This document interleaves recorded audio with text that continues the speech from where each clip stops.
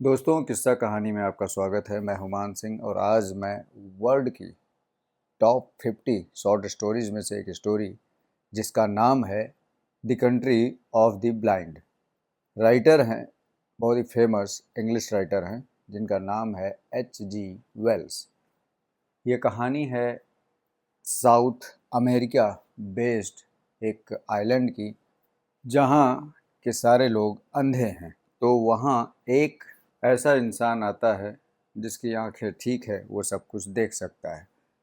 अब बात है कि जो सब कुछ देख सकता है उसके सामने सब अंधे हैं, और जहाँ सब अंधे हैं उसके सामने एक सब कुछ देखने वाला है।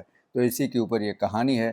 तो आइए, बड़ी मज़ेदार कहानी है, आप लोगों को मज़ा आएगा। तो स्टार्ट करता हूँ। बस आपसे एक रिक्वेस्ट है, चैनल पर नए हो तो प्लीज़ सब्सक्राइब कर लीजिए और बेल आइकॉन ज़रूर दबा देना, उससे मेरी आने वाली कहानियों का नोटिफिकेशन आपको आ जाएगा। तो मैं स्टार्ट करता हूँ। अंधों की नगरी, the country of the blind. South America में एंडीज पर्वत के उस पार एक बहुत गहरा खंड है। उसके आसपास एक छोटी सी घाटी है जो शेष संसार से बिल्कुल कटी हुई है।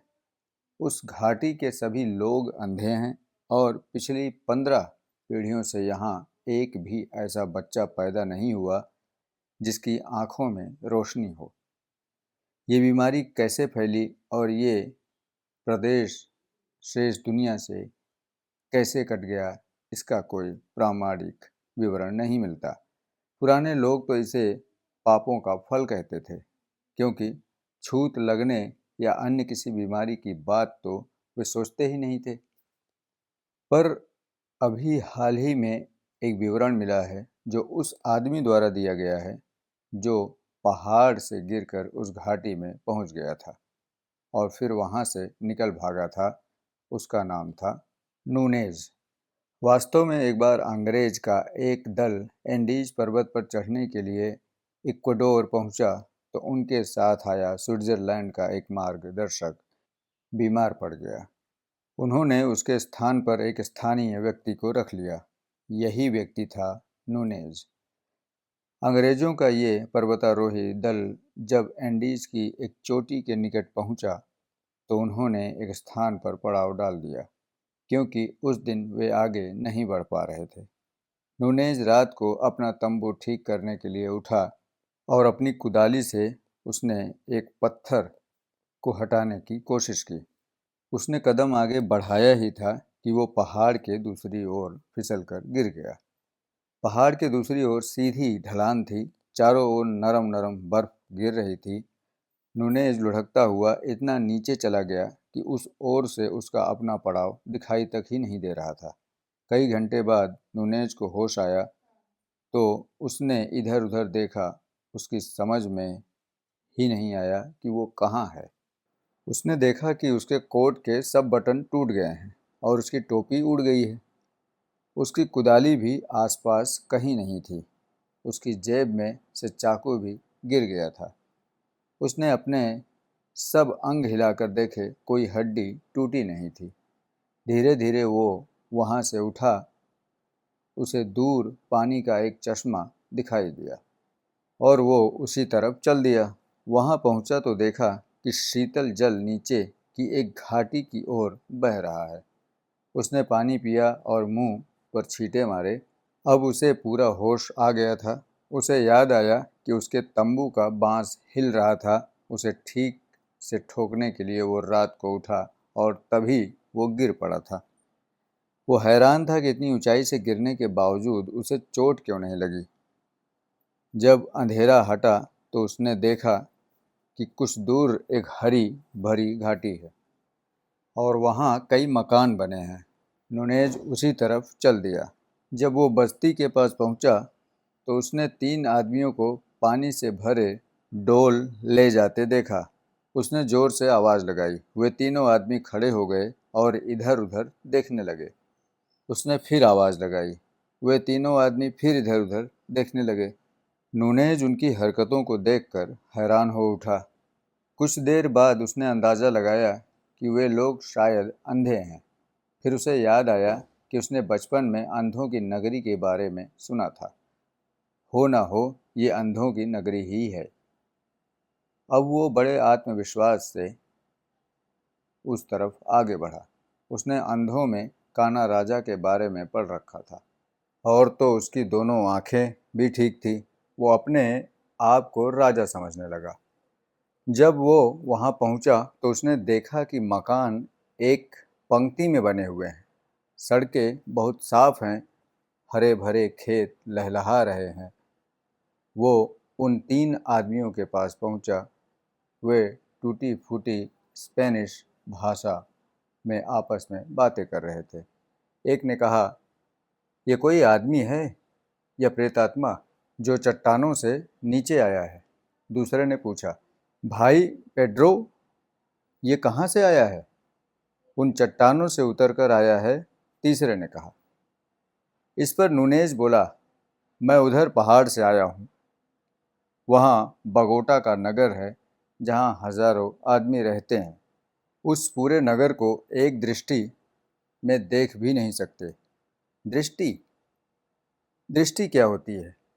पेड्रो ने आश्चर्य से पूछा। तभी दूसरा बोला, ये चट्टानों से निकला है। नूनेज का ध्यान उनके कपड़ों की ओर गया तो उसने देखा कि उनके कपड़े लामा पशु की खाल के बने थे। उनके कपड़ों पर अलग अलग ढंग की सिलाई थी। उनमें से एक आदमी ने उसे लगभग खींचते हुए कहा, इधर आओ। उन्होंने नूनेज को पकड़ा और उसके सारे शरीर तथा कपड़ों को छूकर देखा। उसकी आंखों पर भी उनका हाथ गया। उन्हें हैरानी हुई कि उसकी पलकें हिलती हैं और ऊपर नीचे होती हैं। पेड्रो बोला, ये अजीब आदमी है, कोरिया। इसके बाल लामा के बालों की तरह रूखे हैं। कोरिया ने भी उसकी बढ़ी हुई दाढ़ी पर हाथ फेरते हुए कहा, यह चट्टानों से आया है, इसलिए चट्टानों की तरह ही खुरदरा है। नूनेज उनकी इस जांच परख से घबरा कर बोला, जरा ध्यान से। पेड्रो ने कहा, घबराओ नहीं, अब तुम दुनिया में आ गए हो। नूनेज बोला, नहीं, मैं दुनिया से ही आया हूँ। पहाड़ों से परे मेरा देश है। वहाँ से 12 दिन का सफ़र करके समुद्र तक पहुँचा जा सकता है। पर उन लोगों को उसकी बातें अजीब और व्यर्थ लगी। उन्होंने उसकी ओर ध्यान नहीं दिया। पेड्रो ने कहा, हमें इसको अपने मुखिया के पास ले जाना चाहिए। कोरिया ने कहा, पहले जोर से आवाज़ लगा दो, कहीं बच्चे डर न जाएं। वे जोर से चिल्लाए। पेड्रो ने उसका हाथ पकड़ा और उसे गांव की ओर ले जाने लगा। नूनेज ने अपना हाथ खींच लिया और कहा, मैं देख सकता हूँ, मुझे हाथ पकड़कर ले जाने की ज़रूरत नहीं है। देख सकते हो? कोरिया ने बोला। हाँ, मैं देख सकता हूँ, नूनेज ने मुड़कर कहा। मुड़ते समय पेड्रो के बर्तन से उसका पैर टकराया। इस पर तीसरा आदमी बोला, अभी इसके हाथ पांव ठीक काम नहीं कर रहे हैं। अभी ये लड़खड़ाता है और ऐसे शब्द बोलता है जिनका कोई अर्थ नहीं है। इसे हाथ से पकड़ कर ले चलो। जैसी आपकी मर्जी, नूनेज ने हंसते हुए कहा। उसने महसूस किया कि उन लोगों को देखने या दृष्टि के बारे में कुछ भी नहीं पता चला। खैर कोई बात नहीं, धीरे धीरे मैं इन्हें सब बता दूंगा, उसने सोचा। जब वे गांव के पास पहुंचे तो वहां बहुत से लोग इकट्ठा हो गए थे और जोर जोर से चिल्ला रहे थे। नूनेज को वो सब कुछ अजीब सा लग रहा था। उसे घबराहट होने लगी। वहां उपस्थित सभी पुरुषों, स्त्रियों, लड़कों और लड़कियों की आंखें बंद थीं। सभी उसे हाथ लगाकर उसके शरीर को, उसके कपड़ों को छूकर देखने लगे। जो 3 आदमी उसे लेकर आए थे उनमें से एक बोला, ये जंगली आदमी चट्टानों से निकल कर आया है। पेड्रो बोला, ये जंगली है और जंगली शब्दों का प्रयोग करता है। अभी इसका मन पूरी तरह से विकसित नहीं हुआ है। ये भगोता है। कोरिया ने कहा, यह लड़खड़ाता भी है। रास्ते में ये हमारे साथ आ रहा था, तब इसे 2 बार ठोकरें लगी थी। इसे मुखिया के पास ले चलो, किसी ने कहा। सब एक मकान पर पहुंचे। उसके दरवाजे पर ले जाकर नूनेज को इतनी जोर से अंदर ढकेला गया कि वो गिर पड़ा। उठते हुए उसने कहा, मैं गिर गया था क्योंकि इस अंधेरे कमरे में मुझे कुछ दिखाई नहीं दिया। सभी ने हैरानी से उसकी बात सुनी। कोरिया बोला, अभी ये दुनिया में नया आया है, चलते हुए ठोकरें खाता है। इसकी बातों में ऐसे शब्द हैं जिनका कोई अर्थ नहीं। आपने अभी सुना, ये कह रहा था दिखाई नहीं दिया। दिखाई तो कोई शब्द ही नहीं होता है। एक वृद्ध ने उससे कई प्रश्न पूछे तो उसने आसमान, पहाड़, सूरज, चांद, सितारों, समुद्र आदि के बारे में बताया, परंतु वे न तो उसकी बातें समझ सके और न ही उनको विश्वास हुआ। वे उसके कई शब्दों को समझ ही नहीं पा रहे थे। वे पिछली 15 पीढ़ियों से सभ्यता से कटे हुए थे, इसलिए उन्हें देखने और देखने से संबोधित शब्दों का पता ही नहीं था। उनके लिए चट्टानों से घिरी घाटी ही एकमात्र दुनिया थी। उसके परे भी कुछ है, इसका तो उन्हें अंदाज़ा भी नहीं था और न उनमें बाहर की दुनिया के बारे में जानने की इच्छा थी। अंधों की पहली पीढ़ी को बाहर की दुनिया का कुछ पता था, पर 14 पीढ़ियों के बाद नई पीढ़ी के लोग उसे अंधविश्वास समझने लगे थे। थोड़ी देर बाद नूनेज को लामा का दूध और नमकीन रोटी दी गई। थका हुआ तो वो था ही, रोटी खाने के बाद वो सो गया। तभी उसके कानों में आवाज़ पड़ी, ओ भगोता, इधर आओ। वे लोग इसे इसी नाम से पुकारने लगे थे। वो अभी सोच ही रहा था कि इन अंधों को कैसे समझाएं कि किस दुनिया से मैं आया हूँ और वहाँ क्या होता है, कि इतने में फिर आवाज़ आई, तुम अभी तक उठे नहीं? सुने नहीं क्या भगोता? वो उठा और आहिस्ता से घास पर एक दो कदम बढ़ाए। तभी फिर आवाज़ आई, घास पर मत चलो भगोता, यहाँ घास पर चलना मना है। ये सुनकर उसे हैरानी हुई। वो फिर सड़क पर आ गया और जो आदमी आवाज़ दे रहा था उसके पास चला गया। वो आदमी बोला, जब मैंने पहले आवाज़ दी थी तब तुम क्यों नहीं आए? क्या तुम्हें इन मार्गों की आवाज़ सुनाई नहीं देती? मैं इन मार्गों को देख सकता हूँ। देख तो कोई शब्द ही नहीं होता। अपनी मूर्खता की बातें भूल जाओ। अभी तुम्हें बहुत कुछ सीखना है। अच्छा, अब मेरे पीछे पीछे आओ। नूनेज उसके पीछे पीछे चलने लगा। उसने ऐसे ही कहा, क्या तुमने सुना है कि अंधों में काना राजा होता है? आगे चलने वाला आदमी बोला, अंधा क्या होता है? इसे फिजूल की बातें वो समझकर आगे चलता गया। नूनेज ने देखा कि वहाँ के लोग आराम से रह रहे हैं। वे मेहनत करते हैं, उनके पास खाने पहनने के लिए काफ़ी है। अंधे होने के बावजूद वे सब काम नियम से करते हैं। वैसे तो उनके लिए दिन और रात बराबर थे, परंतु वे दिन को सोते थे क्योंकि दिन में गर्मी होती थी। वे रात को काम करते थे क्योंकि रात में ठंडक होती थी और आसानी से काम किया जा सकता था। नूनेज को ये देखकर हैरानी होती थी कि अपनी छोटी सी दुनिया में वे किस आत्मविश्वास से और सहज ढंग से सभी काम करते थे। बात के लहजे से वे दूसरे के भाव समझ लेते थे, हल्की सी हल्की आवाज़ को भी सुन लेते थे। उनकी सूंघने की शक्ति बहुत तेज थी। वे खेतों में भी सहज ढंग से काम करते थे। पशुओं के लिए अलग स्थान बना हुआ था। जब उन्हें भूख लगती थी तो वे अपने निश्चित स्थान पर आ जाते थे। शुरू शुरू में तो नूनेज ने उन्हें समझाने की कोशिश की, पर जब उन्होंने उसकी बातों को मूर्ख आदमी की बातें समझा तो उसे गुस्सा आने लगा। उसे जिस आदमी के घर में रखा गया था उसका नाम था याकूब। इसी याकूब को एक लड़की थी, मदीना। वो नूनेज की बातें बड़े गौर से सुनती थी। वो दूसरों की तरह उसकी बातों का मजाक नहीं उड़ाती थी और न ही उसकी उपेक्षा करती थी। दोनों एक दूसरे की ओर आकर्षित हुए। वे काफ़ी देर तक आपस में बातें करते थे। जब एक बार वो पहाड़ों, चांद, सितारों की बातें बता रहा था तो लोगों ने उसका मजाक उड़ाया। उसने उन लोगों को मज़ा चखाने के लिए फावड़ा उठा लिया। उसे हैरानी हुई जब एक आदमी ने कहा, भगोता, फावड़ा नीचे रख दो। उसे हैरानी इसलिए हुई कि इन अंधे लोगों को ये कैसे पता चल गया कि उसने मारने के लिए फावड़ा उठाया है। वे फावड़े लेकर उसके चारों ओर इकट्ठा हो रहे थे।